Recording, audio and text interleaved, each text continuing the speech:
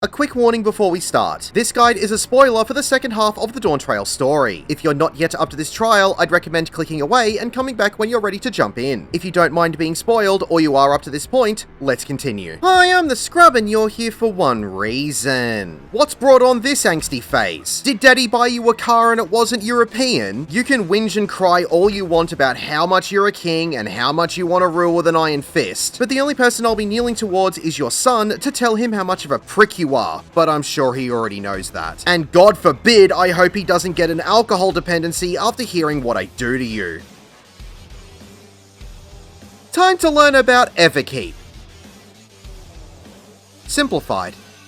When you load in, you'll notice the glowing blue border around the arena. Touching this will give you a 15-second bleeding dot tick. Soul Overflow is a room-wide AoE. Every time Soul Overflow finishes casting, Zoraal Ja will get a stack of damage up. The cast of double-edged swords will send out two cleaving arena-wide AoEs in front and behind him, one after the other. You'll need to stand in whichever side is being cleaved last and move into the first AoE after it goes off. Getting hit by either of these AoEs will give you a Vuln stack. Patricidal Peak is a tank buster. The next cast of Soul Overflow will spawn in several additional untargetable adds around the arena with a yellow wispy glow around them. After a few seconds, Zoraal Ja will cast Calamity's Edge, which will be a room-wide AoE, and replace the untargetable adds with small beams of energy. After a few more seconds, these beams of energy will explode in medium-sized circular AoEs. Just stay away from the beams of energy to avoid the attack. Getting hit by an exploding beam of energy will give you a Vuln stack. After another tank buster, Zoraal Ja will move into the middle of the room and summon 4 swords in the corners of the arena with the cast of Dawntrail. Each blade will have a narrow straight line AoE extending in the direction it's facing. The AoE will end when it hits the AoE of another blade. The blades will fly along this path, stopping once they reach the end. Then the blades will turn 90 degrees and cast another AoE. This will cause the swords and their AoEs to move the width of an AoE closer to the center with each pass. The process will repeat, shrinking the square each time until the swords reach the middle of the arena. Once they reach the middle of the arena, the swords will repeat the mechanic, but this time in reverse until they've returned to their original starting points. If you get hit by any of the AoEs, you'll get a Vuln stack. There will be a cast of double-edged swords as the blades are making their way back out, so get ready to dodge towards the middle of the arena to avoid the half-room cleaves. The next Soul Overflow cast will almost immediately be followed by a Calamity's Edge cast, so the beams of energy will explode much quicker. This will also be accompanied by a cast of double-edged swords, so make sure that you dodge all of the AoEs as best you can. When you get Zoraal Ja down below approximately 33% health, he will teleport to the north end of the arena and cast another Soul Overflow. This one will cause him to become untargetable and send out a room-wide AoE. This AoE will knock everyone back to the wall and cause them to be down for the count as a cutscene will play. As you come back from the cutscene, Zoraal Ja will be back up to 100% health. The cast of Smiting Circuits will cause the blades behind Zoraal Ja to glow and be in one of 2 patterns. If the blades are pointing inwards, this will be a point-blank AoE, so you'll need to get to the outside of the hitbox to dodge this. And if the blades are pointing outwards, this will be a donut AoE, so you'll need to move inside of his hitbox to dodge this. Getting hit by either of these will give you a Vuln stack. Zoraal Ja will then cast Dawn of an Age. This will create a square safe zone in the middle of the arena while the rest of the arena pulses with a red AoE. Everyone will need to get into the safe zone for what comes next. This will be a room-wide AoE that will temporarily delete the rest of the arena and change the small square safe area into a small platform with a 4x4 grid of squares inside it. When it is this tiny square platform, it will not have any walls, so try not to fall off. There will be 4 identical platforms to your own created on the outside of the new arena on each side of your platform. The cast of Volok will place swords in a triangular pattern inside the squares around the platform. These swords will only create an AoE inside the small square that they land in. You'll just need to stay away from these swords to dodge them. Getting hit by any of the swords' AoEs as they explode will give you a Vuln stack. While this is going on, Bitter Reaping will give both tanks a tank buster. The next cast of Volok will place the swords in a triangular pattern on 2 of the outer platforms. Zoraal Ja will then cast Sync. This will cause one of the platforms to light up with their AoEs underneath the swords. You will need to treat this platform as if it were your own, because after a few moments, the AoEs will appear in the exact same way on the main platform and explode. So you'll need to get to the opposite side of the AoEs from the swords to dodge the attack. Remember, the AoEs do not flip or rotate in any way for this mechanic. Zoraal Ja will cast Sync again and explode the other set of swords on the other platform. So get to the opposite side of these swords to dodge the attack. Zoraal Ja will then cast Gateway. This will create several blue tethers between the platforms. These tethers will be crisscrossed in 2 patterns. Following this, Zoraal Ja will cast Blade Warp, summoning a pair of blades on each platform. He will then target one pair of blades and cast Forged Track. This will cause the blades to create a straight line AoE down their row of the platform and hit the tethers on the edge of that platform. The blade will follow the tethers across the chasm and fire across the main platform from the end of the tether. You will need to look for where the AoE will end on its platform and begin on your platform to be safe from the AoEs. If this is too much, there is an easier way to solve this. The platforms that have the 2 separate split double X pattern of tethers will always have their swords swap over to the opposite rows. So when Zoraal Ja targets this platform, the rows that the swords will hit will always be the opposite of where they are aiming on their platform. And the platforms that have the big crossing X where both tethers cross over each other will always have their swords hit the same rows. So when Zoraal Ja targets this platform, the rows that the swords will hit will always be the same as where they are aiming on their platform. Getting hit by any of these straight line AoEs will give you a Vuln stack. Zoraal Ja will cast Forge Track again to the blades on the other platform and cause them to fire. Following this will be the cast of Actualize. This will be a room-wide AoE which will change the arena back to normal. Zoraal Ja will then cast Half Full. This will cause one of the blades in his hand to start glowing. He will lift up his blade and cleave that half of the arena from the direction he's facing. If his left sword is raised and glowing, he'll cleave the west side, and if his right sword is raised and glowing, he'll cleave the east side. Just move over to the opposite side of the arena to dodge the attack. Getting hit by this half-room cleave will give you a Vuln stack. The cast of Half Circuit will now combine the half-room cleave of Half Full along with the glowing blades of Smiting Circuit. You'll need to look for if the blades are pointing inwards or outwards from the point blank or donut AoEs respectively, and also look for which sword is raised for the half-room cleave. Just dodge into the safe zone as best you can. As this first one is going off, everyone will be given a point blank AoE. Just spread out and avoid overlapping these. Half Circuits will then repeat, so check for where the swords are located and dodge into the safe zone as quickly as you can. There will be another cast of Dawn of an Age which will change the arena back to a smaller platform. The next cast of Gateway will now summon tethers on the edge of all 4 platforms. The cast of Blade Warp will now place 2 blades on all platforms, and Forge Track will target 2 outside platforms at the same time. Don't panic because there's an easy way to navigate this mechanic. Zoraal Ja will always target 1 split double X pattern and 1 big crossing X pattern at the same time. So the easy way to locate the safe spots is to stand on the same line as the AoE with the split double X pattern and also in a non-AoE line of the big crossing X pattern. This will always be a safe zone. There will be 4 safe squares around the arena, 1 in each quadrant, so try your best to navigate your way into the safe spot. The cast of Forged Track will repeat to the other 2 platforms, so try and locate the safe zone as quickly as you can. Following this, Zoraal Ja will give one player a multi-hit straight line stack marker with the cast of Judy's Edge. Everyone will need to group together to share the damage. The next cast of Volok will summon 8 swords in one half on each of the platforms. As these are put down, both tanks will get another tank buster. Zoraal Ja will cast Sync and target 2 platforms of swords at the same time. This will cleave 3/4 of the arena, leaving 1 corner of 4 squares to be safe. You'll need to locate this quarter of the arena and stand here to avoid the AoEs. Again, the swords don't flip or rotate. Sync will repeat to the other 2 platforms, so dodge all of the AoEs as best you can. As the second set of AoEs go out, Zoraal Ja will cast Half Full and cleave half of the platform, so dodge to the opposite side of the cleave if you have to. After another Judy's Edge straight line stack marker, Zoraal Ja will cast Actualize and return the arena to normal. From here, mechanics will begin to cycle until Zoraal Ja has been defeated. Congratulations, you have defeated Zoraal Ja.